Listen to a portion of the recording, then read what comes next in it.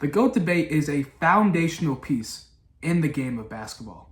Whether it be at the lunch table or at the barbershop or just a screaming match between you and your old head uncle, you're going to have this conversation if you watch basketball, no matter what. You know, this debate is often celebrated. It's shown on TV. It's on your social media at least twice during the off season.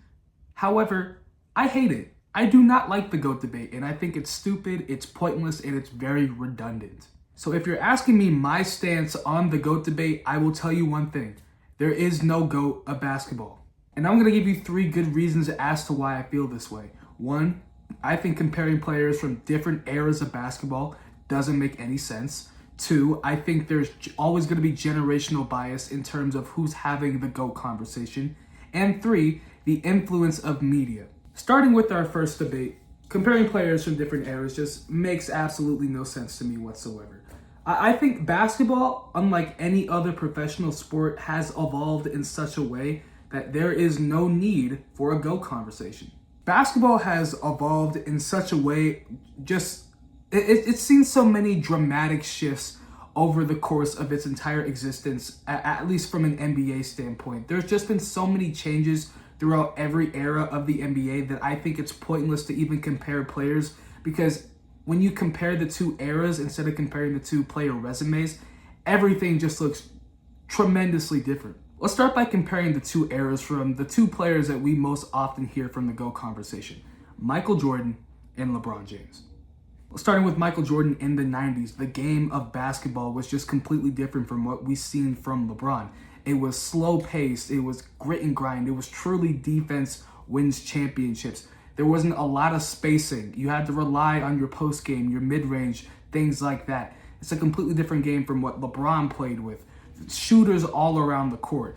LeBron, it was really tailored to help his game with the amount of spacing on the floor. If LeBron doesn't play in that era, who knows how well LeBron's game translates to the 90s where there isn't that much spacing. Can LeBron just rely on his athleticism, where more likely than not, they're gonna collapse on LeBron anytime he's driving to the rim? And I can say the same thing for Michael Jordan, right? Because he did lack that 3-point shot. Would he survive in today's NBA climate? Yes, he's athletic, he has the mid-range down, he plays really good defense.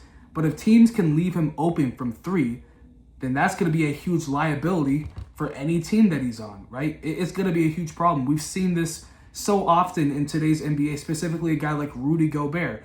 He'd be a dominant 90s player. He'd be one of the best players in the 90s, but one of the biggest flaws in his game is that he can't shoot, and it's become a real offensive problem for any team he's been on, whether it's been Utah or Minnesota. Now, I'm not trying to compare Michael Jordan to Rudy Gobert, of course, but that is just an example of how the 3-point shot has really been influenced in today's game. And speaking of the 3-point shot, LeBron James really had to adapt to this new era of basketball, the 3-point revolution that was happening dead smack in the middle of his prime, like the 2014 Spurs or the Golden State Warriors dynasty and even the Houston Rockets around that time, right? Michael Jordan never had to deal with the same evolution that LeBron James did. And that's why I don't like comparing players from different eras. I think it's almost illogical in a sense, just because they just played in completely different times of basketball, and I don't think it's comparable.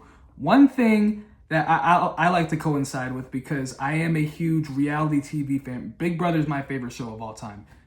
I also think it's stupid to compare players from different eras of Big Brother, just because the evolution of that show has also been so vast that it makes no sense to compare players from different times of that show. See, much like the NBA, Big Brother also has 2 GOATs of their game that you can consider for the greatest of Big Brother, between Dr. Will and Dan. But I don't compare the 2 because just like LeBron James and Michael Jordan, they both played in completely different eras of their game, right? Dr. Will played at the very beginning of Big Brother. He won in season 2.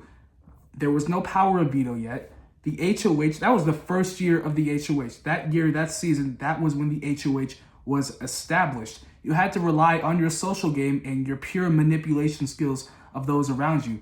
Dan, while he also relied on his social game and definitely his manipulation skills, in season 14, the best game he's ever played, there were tons of powers Dan could have taken advantage of.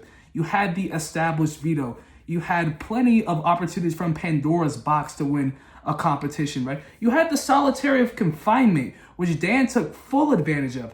Dr. Will didn't have any of that. Dan had a full lifeline in the game that he used to his advantage, and Dr. Will did not have any of that. So that's why I'm sitting here and saying you can't compare the two, because the games they both played were completely different in terms of how Big Brother, the foundation, was at the time. Just like the foundation of basketball between Michael Jordan and LeBron. And back to basketball talk, right? It's also why you don't bring in players like Bill Russell and Kareem, right? Because Bill Russell played in an era where there were barely any teams. There weren't 30 teams back then. The most they had, I believe, was like 16.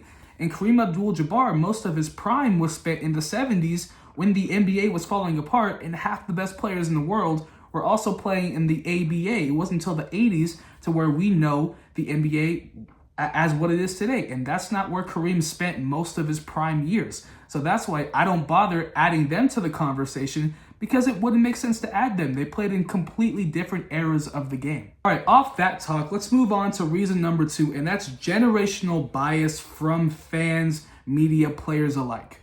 When someone is deciding on who the greatest basketball player of all time is, more likely than not, they're gonna lean on the person that they saw and witnessed with their own 2 eyes, and most likely lean on nostalgia bias more than anything. Why do people my age choose LeBron James as their GOAT? Well, we saw him complete some astonishing feats, right? 2016, you beat the 73-9 Golden State Warriors while down 3-1, including winning a Game 7 on the road in one of the loudest arenas in NBA history. We've also seen him break the all-time scoring record. We were all watching that. Yes, we were all watching LeBron break the all-time scoring record. We saw him win a championship with 3 different franchises. We saw 2018 where he dragged a team on his back, not just one team, 2 separate teams basically that season. We saw him drag that team all the way to the NBA Finals, and they could have stolen a game in one of the greatest performances in NBA history, Game 1 of the 2018 Finals. That's why we choose LeBron as our GOAT, because he's accomplished some things that other NBA players have dreamed of in an almost 25-year span of basketball, and it's been incredibly impressive. But why do Michael Jordan fans choose him as their GOAT? Well, for the same reasons, right?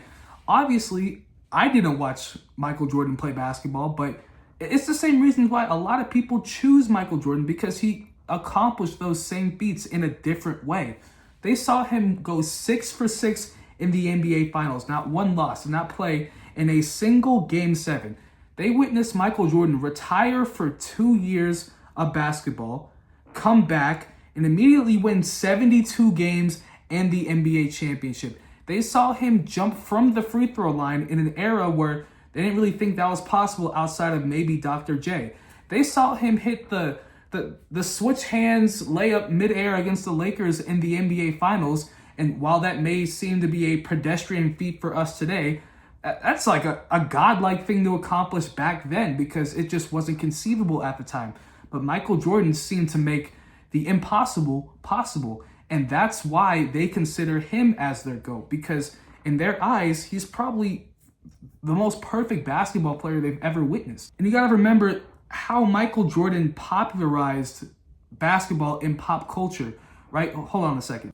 I probably don't wear these shoes ever in my life if Michael Jordan wasn't as popular as a figure as he is today. He popularized the shoe game and helped restructure shoe culture, right? Of course, if someone in the 90s did that and then was this figure, this humongous figure, obviously I would consider him the greatest of all time, because what other athlete at that time had done the things that Michael Jordan was doing on and off the court? Not only that, but Michael Jordan helped popularize basketball on a global scale, because the 1992 Olympics, the Dream Team, that brought basketball across the world, because you had probably the greatest basketball team at that time ever assembled, and many people across the world got to see Michael Jordan play for the first time, and it was beautiful for them. And all of a sudden, he became their GOAT. The folklore that they heard of Michael Jordan, all of a sudden, they get to see it with their own 2 eyes. So of course, they're going to have implicit bias towards Michael Jordan. And that's why I think you see this debate happening across generations. They're not happening within one generation, right?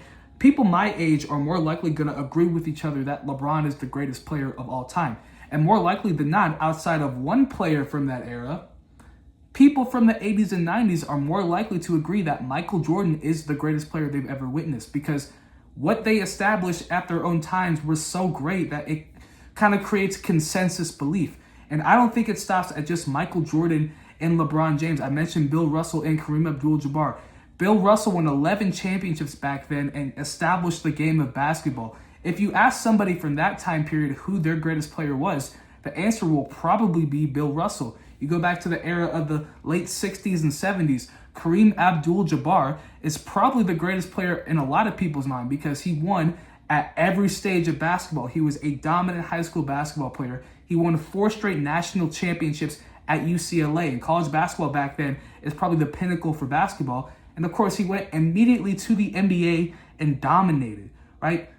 We're always going to have that implicit bias to what we grew up watching. And it stands true today. A lot of people think Kobe Bryant is their GOAT because they've seen him drop 81. They've seen him win 5 NBA championships. They've seen him beat the narratives that he can't win without Shaq narratives. They saw him drop 60 in his last retirement game, right? Just like how probably kids today, around like the ages 5 or 10, in 20 years are probably going to say that Victor Wembanyama is their GOAT because he's probably going to accomplish so many things that a big man can only dream of accomplishing. It's going to be something we've never seen before. There's always going to be that generational bias towards who someone's GOAT is. And that's why I think debating between generations is kind of pointless. And across all these generations of basketball fans, right, more likely than not, there's always going to be that bias towards a player that's going to leave out a lot of the negative things that have happened across careers, right?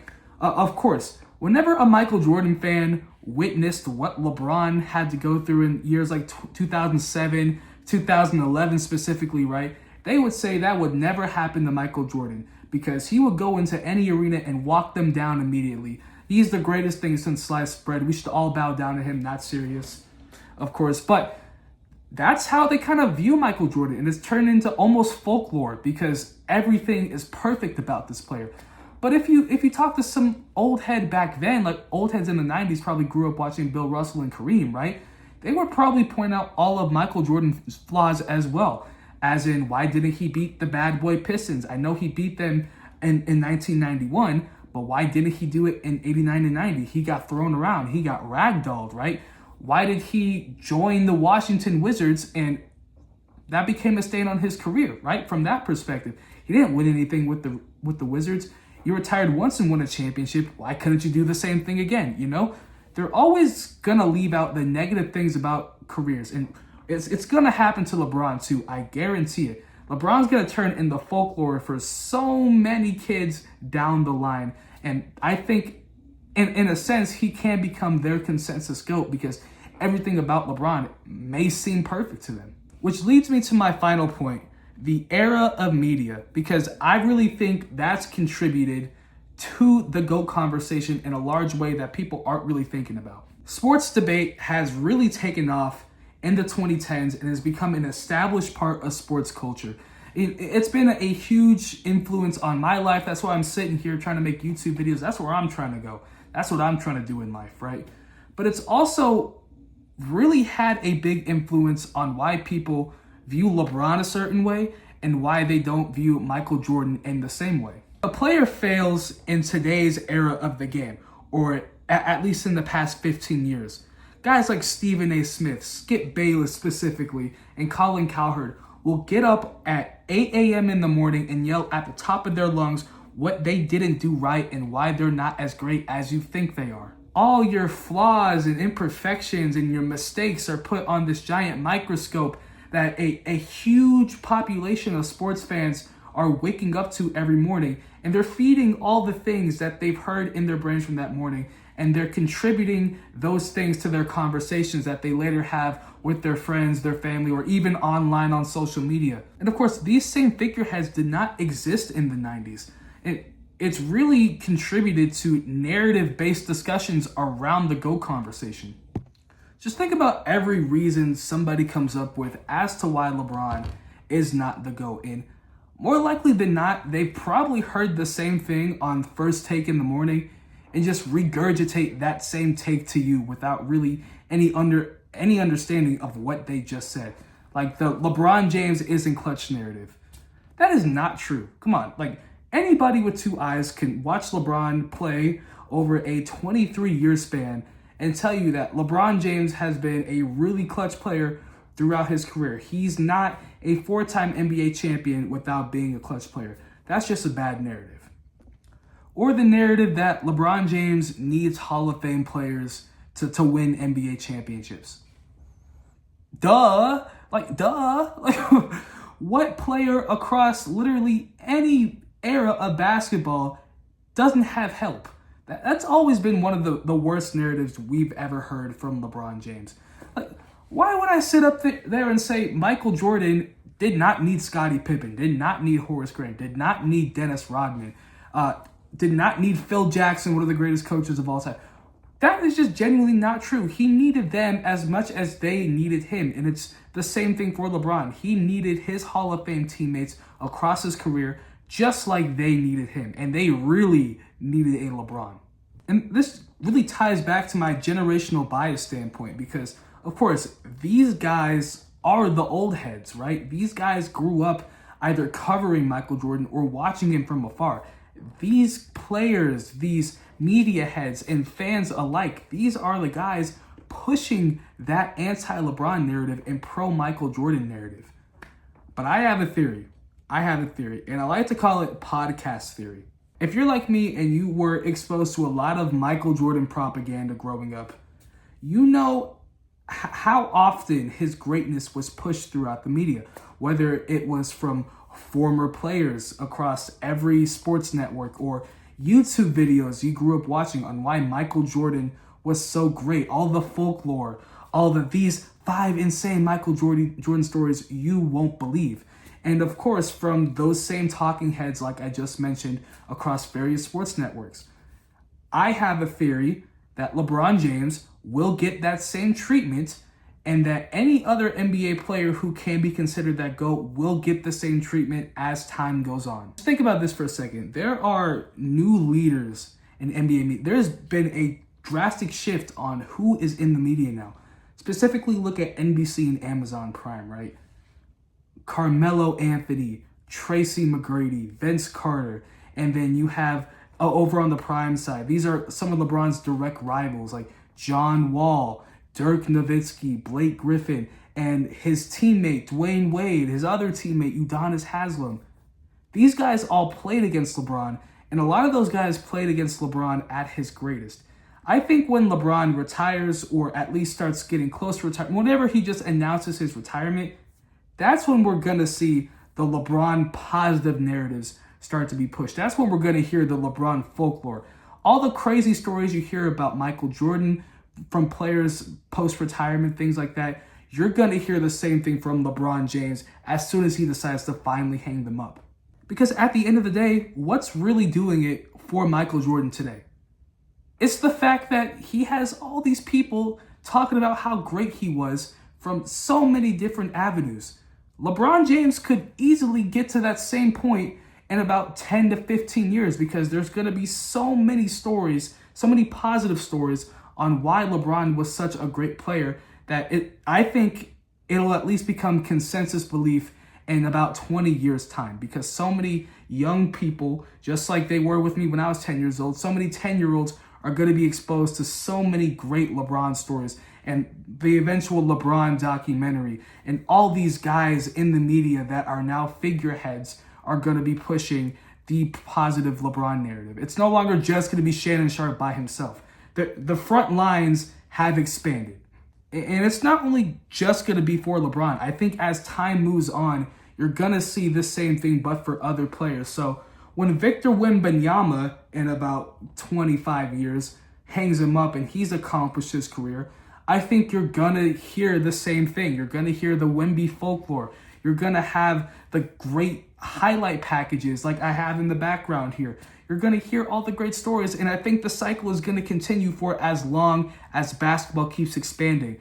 All the other GOATs you don't hear about anymore. You don't hear about the Bill Russells right in the GOAT conversation because all his greatest supporters are not in the media. It's the Michael Jordan fans who are currently in the media.